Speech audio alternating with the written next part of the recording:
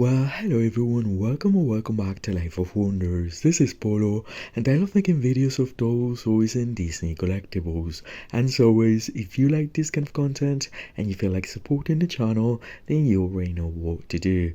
So today we have a very special video because we're going to be unboxing and reviewing in detail the very first Ariel designer doll that goes back to the year 2011. So it's been 13 years already, it's been a while, and the time has finally come, and here we are. So I will show you every step of the way, even though I've already taken the doll out of the box, but anyway, I will just show you everything, every layer of it. And something else I wanted to add in particular during this video, because one of the viewers, and a part of like the family that is Life of Wonders, has reached to me, and has made me thought about something that I really wanted to make super clear in this video. But I think that, anyways, I always do some way or another, because I really don't like any sort of like injustice in the world, just like, in reality and in general.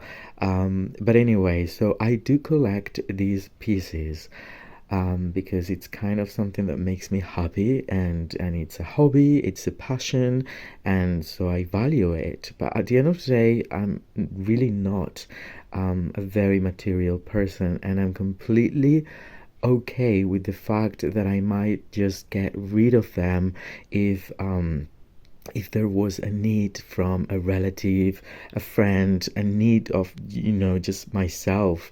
I don't feel that attached to anything that I show. Although there might be a few pieces that maybe I associate with experiences, and so those are the most treasured. But anyway, the thing is that obviously a lot of these collectibles are quite pricey, and I understand that, and they are not, reachable to everyone. If and that is exactly what happens, and that is what makes me really upset about the resellers. For example, when limited editions sell out super quickly, and then it's just all about the resellers. It gets me very upset.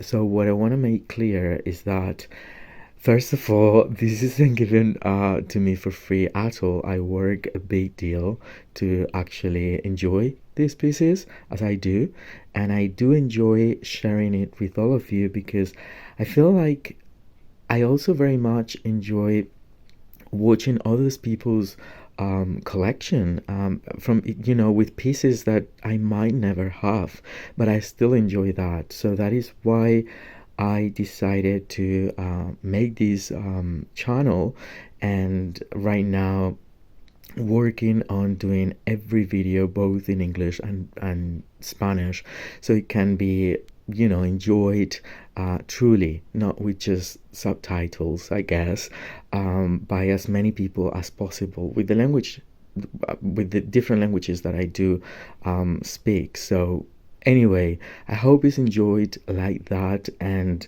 never taking for granted that, I'm a very down-to-earth person, and I don't pretend to be better than anyone by having any sort of like material piece. Like, that is just horrible. It's horrible to even like imagine that. So I just hope that you enjoy it, as I do enjoy it, and I do like to share this joy. So let's get into it now.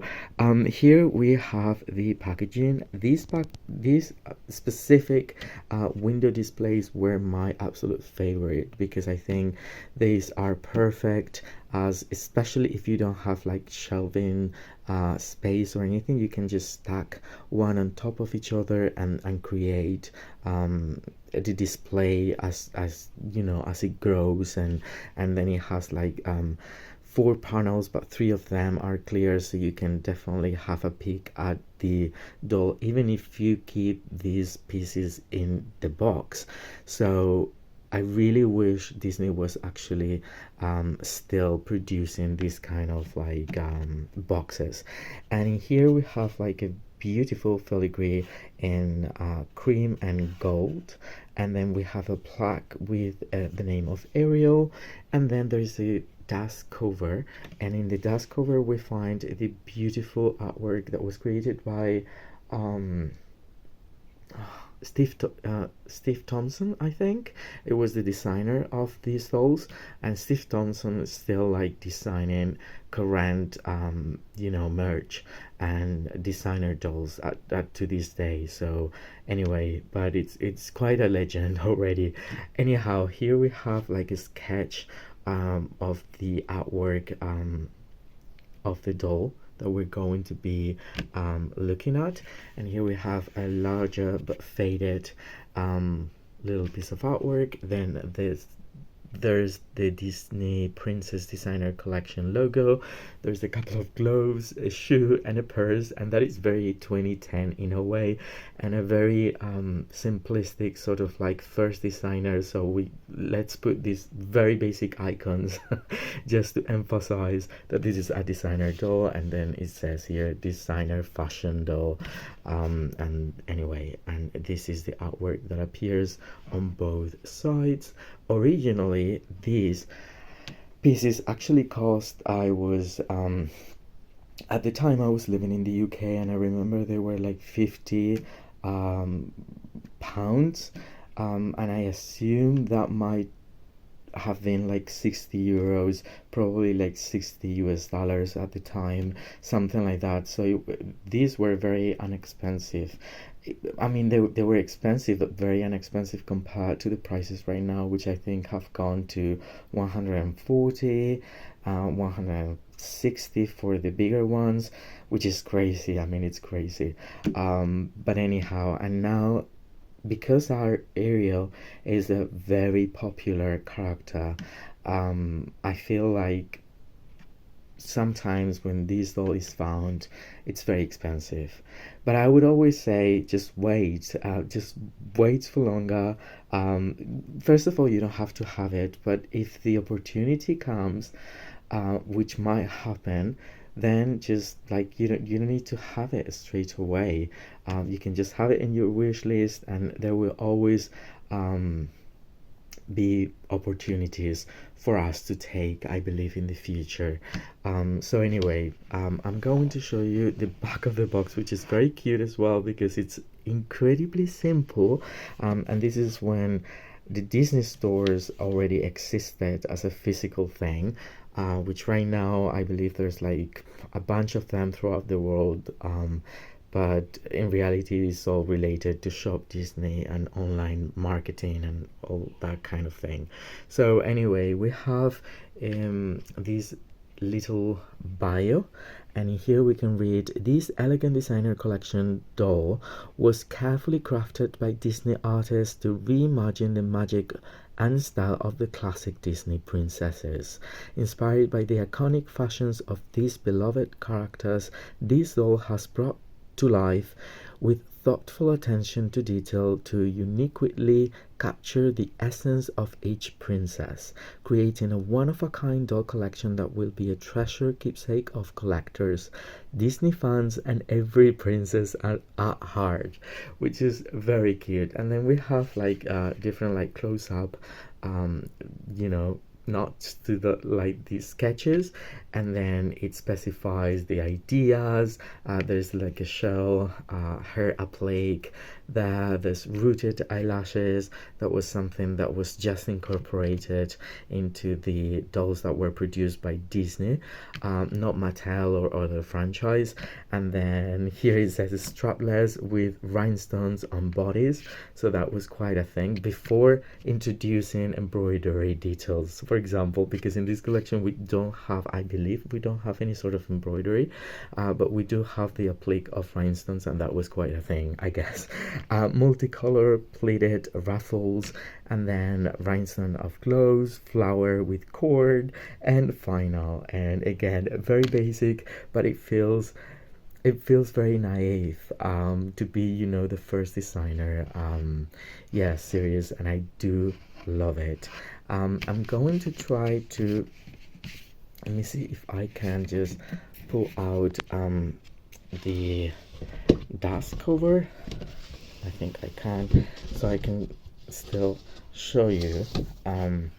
Well, this is like the back of it with the picture of Ariel, and then we have the same icons, and here there's the certificate of authenticity. There are 8,000 of them in the world, which I think is a pretty high number, so that is why I would always encourage you to just wait for the perfect moment to purchase it. At this time, if you can purchase it for the retail price of any designer doll, currently being released, I would say it's just a must have. But even if you can get it slightly more expensive than that, it's still a good price. What I don't support probably is like people selling, I don't know, this item for $800 or something like that. I think it's like out of proportion. It's really delusional in a way. But everyone, I guess, is free to just sell their stuff as they want. It's just that we don't have to agree to that. Anyway, so right now I will just stop here so I can continue with the doll already out of the box. Alright, so here we have our beautiful, absolutely stunning Ariel doll out of the box. And yeah, I'm like a bit speechless because yeah, I think it's just truly breathtaking, and I've seen so many Ariel dolls throughout the years, but this one is very special, I can say, because of quite a few different factors that I will be mentioning. So again, even though this collection I believe was like conceptualized as a very subtle, classic elegance, sort of like glam, it still feels like, yeah, it feels really a really designer in a way, even though this was just only the beginning. So we don't need to have like overcrowded or heavy stuff to just believe that something or super incredibly ornamented to feel like something that way is the only way to be designer. This feels very nicely put together, and that is why I very much love this collection. So anyway, starting with her face. Her face is just gorgeous, and I love the side glance. I love how they've actually given something very different with the old mold that they were using for playline back then, and just put so much character into it with the expression on her face basically. I also very much love the eyeshadow being very shimmery and metallic, and I think it contrasts incredibly well, and the rooted eyelashes are simply the best. That is, we've seen Hasbro Disney style, we've seen signature Mattel dolls, and they never quite nail that. They feel thick, they feel like not really nicely cut, but with these ones, I mean, they are sort of like perfection, and that is something to truly value. Then she has a little bit of blush on her cheeks, a metallic sheer like lip gloss that is like a natural color, I would say, a little bit pink but natural with that sheer element. And then she's got these two little like jewels as earrings, and then the beautiful applique of like a cluster of shells for the hair. Now the hair, this is something very special on this doll as well, because I believe it might be the longest ever produced for Ariel as a character. I mean, it feels like a Rapunzel Ariel in a way, because the hair goes all the way to to the bottom, to the floor. And something that I very much like is that it's this kind of like nylon fiber that is just super soft to the touch. It doesn't get tangled. Normally the fiber that Disney Store uses for Ariel and Pocahontas is definitely the best.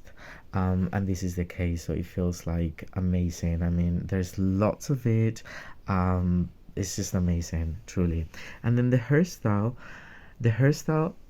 I just love it because it's giving both 80s, which is when the Little Mermaid as an animation, as the animated classic, came out. And it's also given early 2010s, like 27 to 2012, I would say, uh, where when you could see this sort of like volume, hairstyles in a way, and the front swept to the side, sort of like partition as well. It's just like it's taking me back to both the 80s and the early 2010s.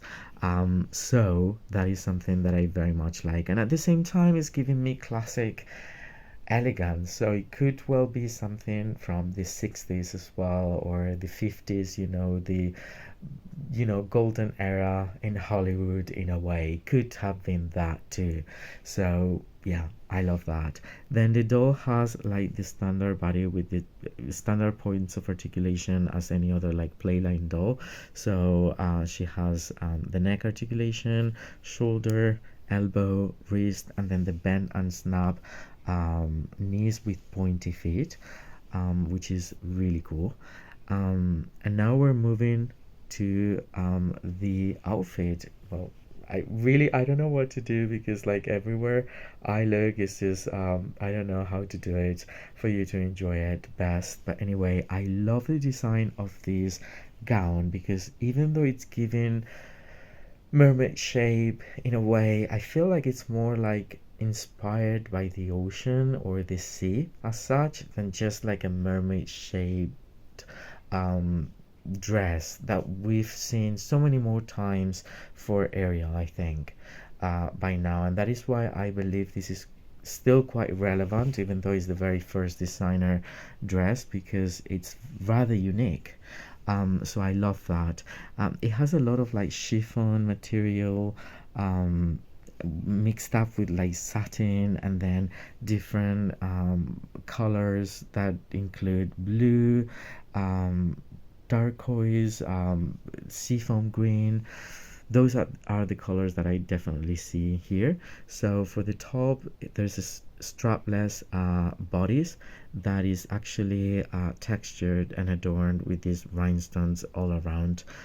The front, I don't know about the back, but I know in the back there's no rhinestones. It has velcro, and this is how it's more of like a tube bell shaped kind of bottom part of the dress. It's all connected.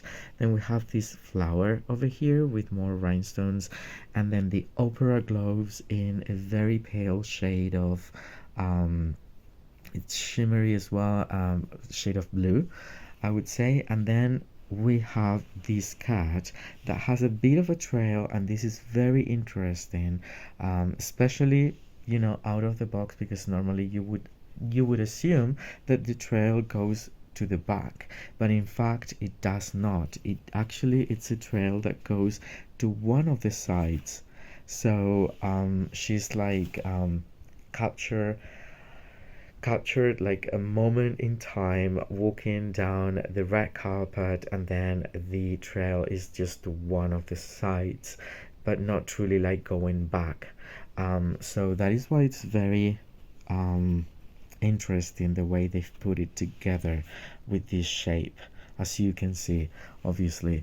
And then from the bodies, there are so many layers that connect to like the very soft satin base layer. I would say 1 2 3 4 5 6 7 8 9 10 11 12 up to here. So many layers that have been sewn to the base of the skirt. And then there are these two cords coming down from the flower motif, and then we have the trail that is constructed like so in a round way. It's really really cool. Like seriously, I find this dress very beautiful, and it does not really get short when compared to more recent takes on designer Ariel dolls, in my opinion. And then the only thing that is probably just like so very incredibly basic, the shoes, because for this collection they just gave us like heels that were like the ones used at the time, even for the playline dolls, in different colors, and that is what it is, but we don't have more details there. And thank goodness this happened before they actually changed the feet to be flat, because they were still using like pointy feet. So yeah, that is cool, because yeah, it gives a bit more glamour than just flat feet. But anyway, these are all the elements that I can find and I could just point out, um, you know, about this store. And I seriously love her to pieces. I'm very grateful to not just have her, but been sharing this review with you, because I hope you enjoy it as it is, and that truly makes me very happy, as well as probably help you to decide whether you want to I don't know, get this doll for your own collection or not. But if that is the case, don't forget to give me a like, subscribe to the channel if you haven't already, and let me know what you think in the comment section down below. As always, I will be more than happy to get back to all of you. For now, stay safe, and I'll see you all very, very soon. Bye bye.